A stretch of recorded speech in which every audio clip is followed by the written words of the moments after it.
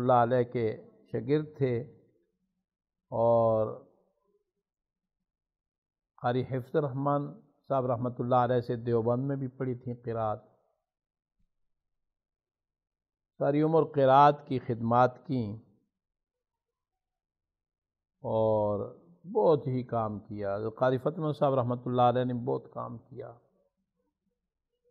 قرات کی ساری کتابیں جو ہیں ان کی شروح لکھنی سب سے مشکل ترین کتاب تھی ناظمۃ الظہر، فواصل میں، شمار آیات میں۔ حضرت قاری محمد شریف صاحب رحمۃ اللہ علیہ نے مجھ سے خط لکھوایا کہ اگر اس ایک کتاب کی شرح رہ جائے گی اردو میں تو پھر شاید کوئی نہیں کر سکے گا، تو اس کی بھی اگر آپ شرح کر دیں۔ حضرت قاری صاحب نے جواب میں لکھا کہ میرے پاس لکھنے والا اب کوئی نہیں ہے، قاری طاہر صاحب تھے تو وہ اب چلے گئے ہیں، نہیں ہیں۔ حضرت قاری صاحب رحمۃ اللہ علیہ نے، قاری محمد شریف صاحب رحمۃ اللہ علیہ نے مجھے بھیجا ناظمۃ الظہر کی شرح لکھنے کے لیے، کیونکہ میں قاری صاحب کی کتابیں وہ املا کرتے تھے، میں لکھا کرتا تھا۔ تو میں جب وہاں پہنچا تو مغرب کی نماز کا وقت ہوا۔ حضرت قاری صاحب رحمۃ اللہ علیہ نے مجھے فرمایا کہ نماز پڑھاؤ مغرب کی۔ تو میرے خیال میں یہ تھا کہ پانی پتی حضرات لہجے کو اچھا نہیں سمجھتے اور میرے لیے مشکل ہے کہ میں لہجے کے بغیر پڑھوں، میں سادہ بھی پڑھوں گا تو وہ بھی لہجہ ہی ہوگا۔ تو میں نے کہا حضرت نہیں، میں تو نماز نہیں پڑھتا۔ تو فرمانے لگے کیوں؟ میں نے کہا جی بس۔ تو انہوں نے میرے سر پہ ہاتھ رکھا اور میری داڑھی کو دیکھا، ایسے جب دیکھا ایسے کر کے مجھے کہا آگے ہو نماز پڑھاؤ۔ میں نے نماز پڑھائی، یعنی اس کو سمجھ آ گئی کہ داڑھی اس کی ٹھیک ہے، تھوڑی تھوڑی تھی، معمولی سی آئی ہوئی تھی۔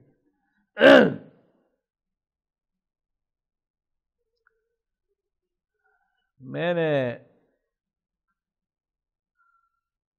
اذا السماء انفطرت پڑھی پہلی رکعت میں تدویر میں۔ بعد میں حضرت قاری صاحب فرمانے لگے کہ بھائی یہ لہجہ تو مطلوب ہے، مسنون ہے، ہم اس کے مخالف نہیں ہیں، وہ جو فلاں فلاں گا گا کے پڑھتے ہیں ہم اس کے مخالف ہیں، آواز کو نچا نچا کے۔ تو میں جب حضرت قاری صاحب کے پاس ہوتا تھا مجھے مرکز جزری نے کویت سے لکھا کہ آپ کن کن لوگوں سے متاثر ہوئے ہیں اور کیوں ہوئے ہیں۔ تو اس میں نے اپنے استادوں میں سے قاری محمد شریف صاحب رحمۃ اللہ علیہ کا لکھا اور علماء میں سے مولانا عرفان رحمۃ اللہ علیہ کا لکھا، جو علامہ انور شاہ صاحب کشمیری رحمۃ اللہ علیہ کے شاگرد تھے، اور حضرت قاری فتح محمد صاحب رحمۃ اللہ علیہ کا لکھا، اور اس کی وجہ بھی میں نے ساتھ لکھی۔ وہ ویب سائٹ پہ ہے مرکز جزری، میری اپنی ویب سائٹ پر بھی ہوگا اور ان کی بھی ہے، عربی میں سوالات تھے، علمی سوالات ہیں۔ اس میں نے یہ بھی لکھا، حضرت قاری صاحب نے مجھے ایک دفعہ فرمایا کہ میں نے خط لکھنا ہے، جانا نہیں ہے۔ تو میں نے دیکھا وہ نانک واڑہ میں چھوٹا سا کمرہ تھا، تو ذرا سا دروازہ کھلا تو میں نے دیکھا قاری صاحب سجدے میں پڑے ہیں، ظہر کی نماز کے بعد۔ ظہر کی نماز کے بعد میں چلا جاتا تھا دوسری جگہ۔ اب میں بیٹھا ہوں، گھنٹہ گزر گیا تو اندر سے قاری یاسین صاحب آگے، وہ وہاں پہ پڑھاتے تھے، تو مجھے دیکھا تو مجھے کہا یار قاری فیاض گئے نہیں ہو آج؟ میں نے کہا حضرت مجھے کہا تھا خط لکھنا ہے۔ تو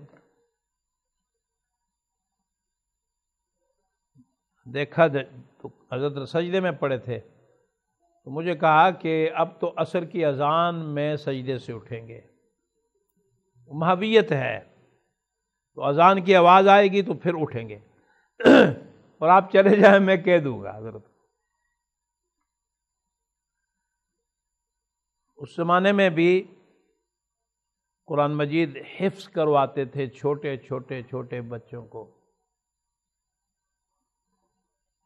میں ایک دفعہ جلال آباد یونیورسٹی میں تقریر کر رہا تھا تو تعارف کروایا میرے ایک شاگرد نے، قاری سید احمد نے، اور تعارف یوں کروایا کہ میرے حدیث کے استاد تو شیخ حسن جان صاحب ہیں اور میرے قرات کے استاد جو ہیں وہ قاری فیاض الرحمان صاحب۔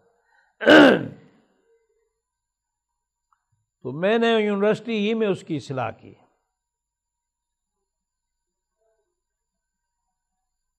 میں نے کہا اس کی کوئی ضرورت نہیں ہے، قرآن حدیث سے جدا نہیں ہے، حدیث قرآن سے جدا نہیں ہے، اور اس نے میرے ہاں حفظ بھی کیا ہے، تجوید بھی پڑھی ہے، قرات بھی پڑھی ہیں، اور چھوٹے دورے تک ساری کتابیں پڑھی ہیں۔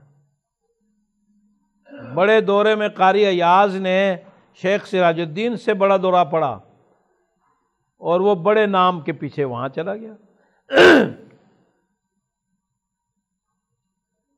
تو ہم لوگ اگر کہیں کہ جی میں حفظ قرآن کراتا ہوں، رات کو میری وہاں تقریر تھی گلبار میں، تو میں نے ان کو کہا کہ میں مدرس ہوں اور مدرس بھی قرآن کا ہوں، میں نے زیادہ تدریس قرآن کی ہے، ہمیں فخر ہے الحمدللہ۔ بہت سے لوگ جو ہیں انہوں نے استعداد تھی لیکن چھوڑ دیا۔ قاری ایاز بڑا آدمی ہے، مصر سے پی ایچ ڈی کی ہے، قرات ساری پڑھائی میں نے، عمدہ پڑھتا ہے، لیکن اب وہ قرآن کا کام کرنا جو ہے وہ اس کے لیے مشکل ہے۔ اس لیے کہ جب ہم شیخ الحدیث ہوں گے تو یہاں ایک دیوانہ تھا، تو ایک دفعہ میں نے کہا جمعے کی نماز کدھر پڑھ؟ وہ میں شیخ الحدیث صاحب کے پیچھے پڑھتا ہوں۔ میں نے کہا اچھا، تو شیخ الحدیث صاحب تو قرآن غلط پڑھتا ہے، تو نماز میں تو قرآن پڑھا جاتا ہے۔ او بزرگ ہے، بزرگ کے پیچھے نماز، بڑا آدمی ہے۔ یہ ذہن ختم ہونا چاہیے۔ حضرت قاری فتح مند صاحب رحمۃ اللہ علیہ حفظ کروا رہے تھے، اور حضرت تھانوی رحمۃ اللہ علیہ نے بیان القرآن کا مضامین کا ایک خلاصہ ہے، بیان القرآن کے مضامین کا ایک خلاصہ ایک چھوٹے سے کتابچے میں لکھا ہوا ہے۔ اس کی منزل سنایا کرتے تھے، الذین یؤمنون بالغیب سے ام المفلحون تک ایمان والوں کی صفات کا بیان، ان الذین کفروا سے کفار کا بیان، ومن الناس سے منافقین کا بیان۔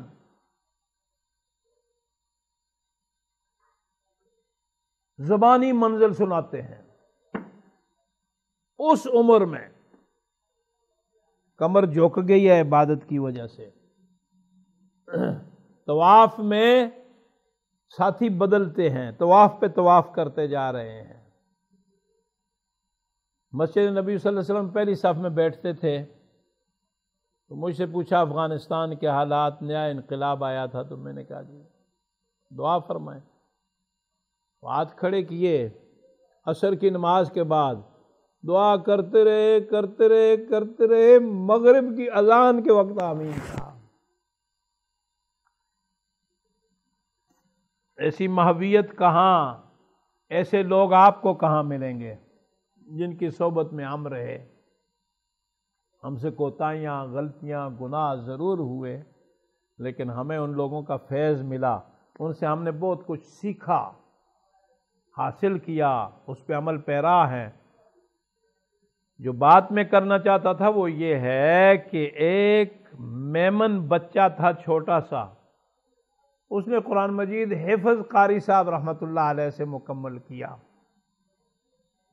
تو مکمل کرنے کے بعد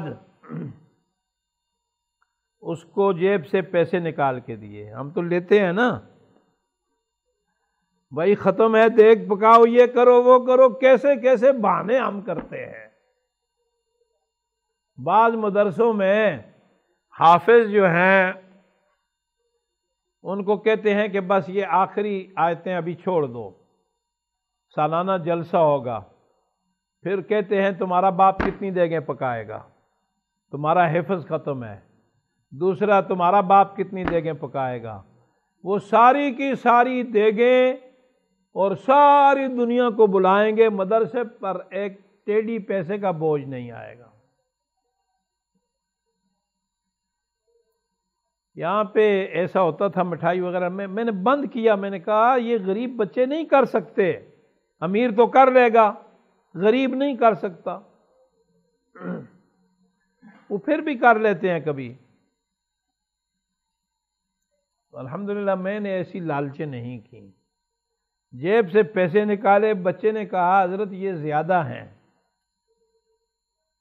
تو مجھے فرمایا کہ حضرت مفتی شفیع صاحب رحمۃ اللہ علیہ باہر ہی نانک واڑہ میں دارالعلوم کے باہر پریس تھا، پریس میں معارف القرآن چھپوا رہے تھے، فرمایا مفتی صاحب بیٹھے ہوئے ہیں اور ان کے پاس جائیں اور پیسے تڑوا کے لے آئے۔ میں گیا تو میں نے کہا حضرت یہ، فرمانے لگے کیوں؟ میں نے کہا وہ بچے نے قرآن مجید ختم کیا ہے تو پیسے نہیں لیتا، تو حضرت نے کہا تڑوا کے لے آؤ۔ انہوں نے 10 روپے کے نوٹ دیے، اس بچے نے 10 روپے کا ایک نوٹ بیچ میں سے لے لیا، باقی واپس۔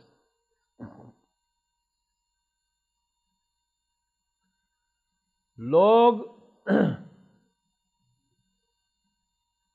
چیزیں لاتے تھے کھانے کی، فروٹ مختلف، اپنے ہاتھ سے ادھر ادھر، پھر کہتے تھے تقسیم کر دو۔ سنت پہ عمل دیکھیں نا، ہم لوگ کیا کرتے ہیں، کوئی لایا کھا لی، باقی بند کر کے رکھ دی۔ جو ساتھ بیٹھے ہوئے ہیں وہاں ہمیں سنت بھول جاتی ہے، اپنے بچے اپنا گھر پہلے ہوتا ہے۔ تو حضرت قاری صاحب رحمۃ اللہ علیہ نے اس بچے کو نصیحت کی، جو میں آپ کو ابھی نصیحت کرنا چاہتا تھا۔ فرمایا بیٹے فرنگی کی لعنت والی صورت سے پرہیز کرنا۔ آج بھی مجھے یہ الفاظ یاد ہیں، فرنگی کی لعنت والی صورت سے پرہیز کرنا۔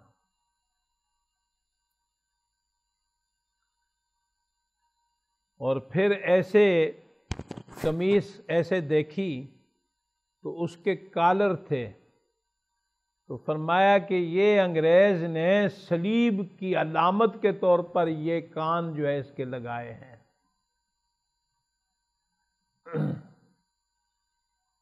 اس زمانے میں ٹیٹرون ایک نیا کپڑا نکلا تھا، وہ اس کو دھونے کے بعد ایسے ایسے کرو خشک ہو جاتا تھا۔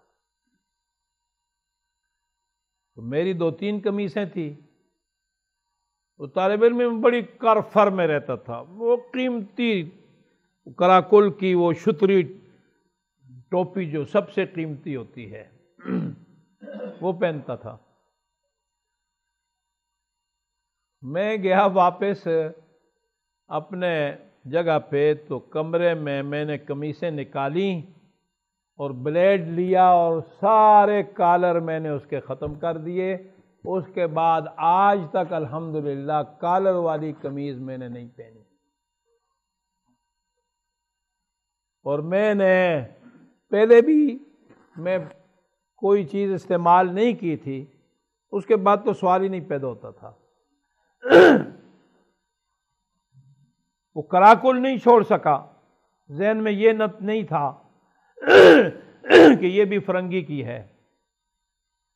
فرنگی کی تو نہیں ہے، یہاں ہمارے وہ قائد اعظم کی وہ کیپ ہوتی تھی تو اس سے پھر ان لوگوں نے کراکل کی بنا دی۔ حضرت خواجہ خان محمد صاحب رحمۃ اللہ علیہ کے ہاتھ پر جب بیعت ہوا تو اس کے بعد مجھے شرم محسوس ہوئی، تو میں نے ساری کی ساری ٹوپیاں چھوڑ دیں، کوئی کس کو دی، قاری افضل کو دی، دوسرے کو دی، تیسرے کو دی، ابھی بھی اوپر نکلی تھیں، پھر میں نے کسی کو دیں قیمتی قیمتی ٹوپیاں۔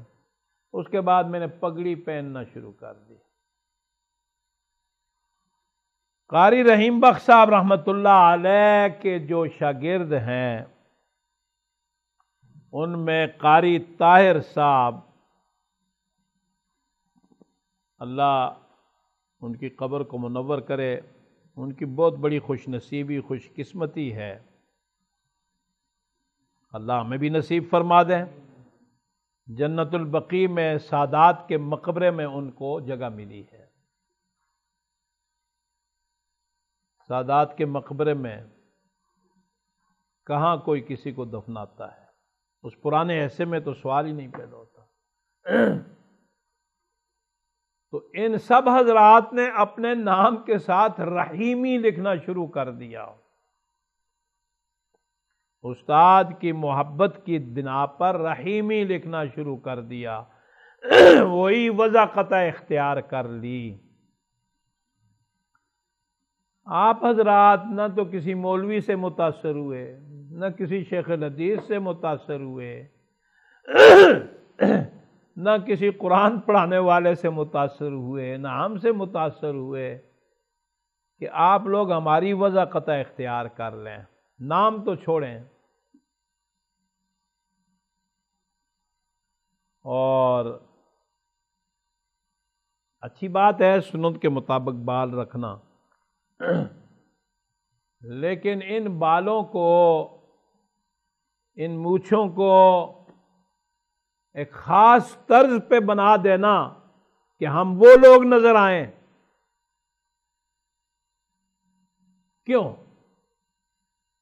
ان سے آپ کی کیا نسبت ہے؟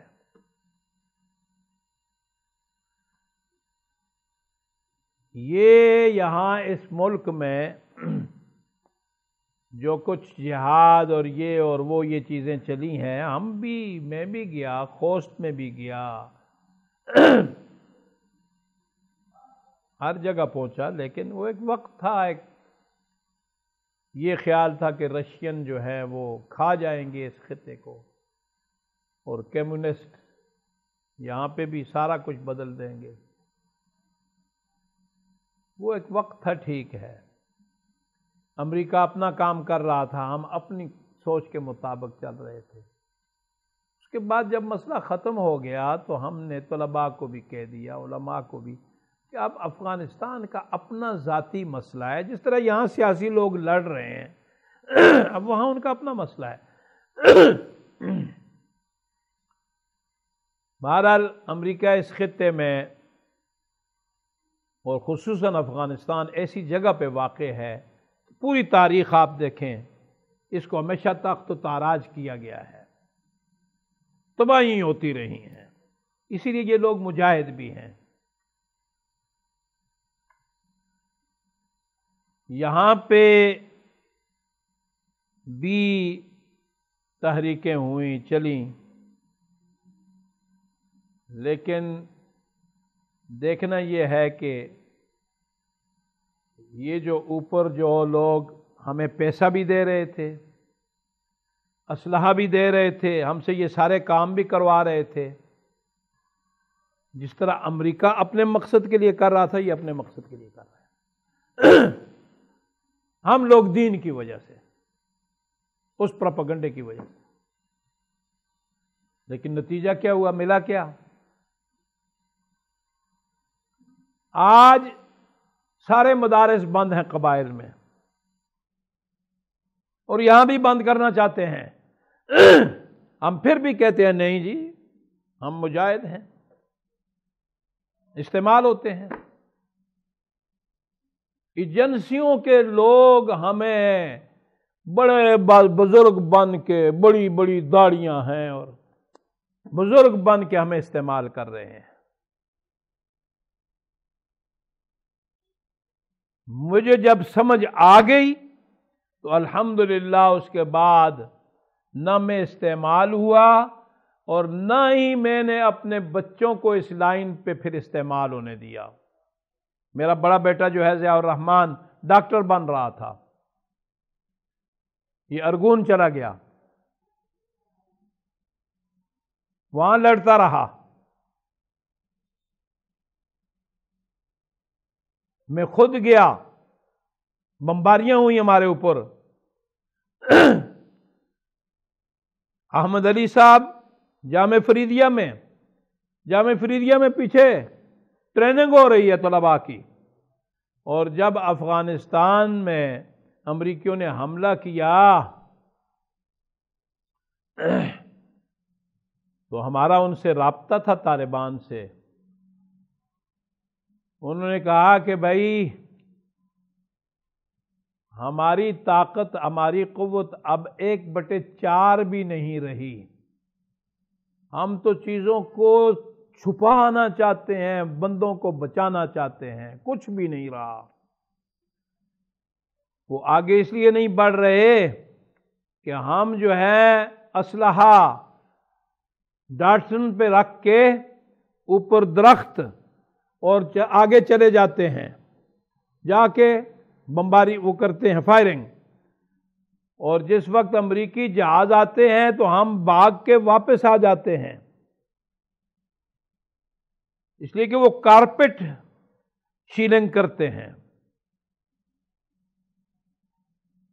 اس لیے کسی کو بھی مت بھیجو۔ یہ وہ وقت ہے جب صوفی محمد جا رہا تھا، میرا چھوٹا بھائی ادریس جلال آباد میں تھا، وہ جا رہا تھا مرکز، ابھی پہنچا نہیں ہے تو اس پہ بم آ کر گرا، سارے اندر مر گئے۔ اور احمد علی صاحب جامع فریدیہ میں افغانستان جانے کی تیاری کر رہے ہیں، 10 دن ٹریننگ ہوگی۔ کہاں ٹریننگ ہوگی؟ وہ گلگت کے پہاڑوں میں، اور 10 دن ٹریننگ کے بعد یہ جائیں گے جی جا کر جہاد میں ایسا۔ تو یہاں اللہ بخشے اس کی والدہ نے بھی مجھے کہا کہ یہ کیا کر رہا ہے؟ میں نے بھی کہا کیا کر رہے ہو؟ کہتے ہیں جی جہاد ہے۔ وہ میں نے کہا بھائی وہ شرشریاں تو نہیں ہیں، اوپر سے میزائل مار رہے ہیں، ان کو ہاتھوں میں پکڑو گے؟ تمہارے پاس کیا ہے دفاع کے لیے؟ ہلاکت کے لیے جا رہے ہو؟ وہ خود اپنے لوگوں کو بچا رہے ہیں، نکال رہے ہیں، اور تم مرنے کے لیے جا رہے ہو۔ اس کے باوجود جس وقت جوان آدمی کا دماغ خراب ہونا، مجھے پتا چلا کہ تشکیل ہو گئی ہے جی۔ تو بڑا بیٹا یونیورسٹی میں تھا، عثمان صاحب، میں نے اس کو ٹیلی فون کیا، میں نے کہا آخری پرچہ ہے، اور جا کر اس کو پکڑ کے گاڑی میں بٹھا کے سیدھے پشاور لے آؤ۔ وہ جب یہاں آیا تو رو رہا تھا۔ میں نے کہا تم دین کی وجہ سے نہیں رو رہے، تم جہاد کی وجہ سے نہیں رو رہے، تم ساتھیوں کی وجہ سے رو رہے ہو کہ وہ تمہیں پغور دیں گے، مجھے پتا ہے۔ اور جس وقت بعد میں بات سمجھ آئی نا، پھر لال مسجد کا جب واقعہ ہوا، وہ دونوں میرے شاگرد ہیں، جو شہید ہو گیا غازی عبدالرشید وہ بھی میرا شاگرد، یہ بھی میرے شاگرد، عزیز بھی، چھوٹے چھوٹے میرے پاس تھے۔ میں خود ان کے پاس گیا، احمد علی صاحب کو لے کے گیا، سمجھایا۔ ان کا باپ بھی میرا شاگرد، 1 سال میرے پاس قرات کی مولوی عبداللہ نے، اور مجھے خواب میں وہ آیا، میرے وہاں گاؤں میں گھر میں آیا، اس کی ساتھ بیگم بھی آئی، اور میں حیران ہوا، اس کا چہرہ 14ویں رات کے چاند کی طرح چمک رہا تھا۔ میں نے حضرت ام المؤمنین عائشہ صدیقہ رضی اللہ عنہا کا چہرہ دیکھا، جس طرح وہ چمک رہا تھا اسی طرح میں نے مولوی عبداللہ شہید کا چہرہ دیکھا ہے۔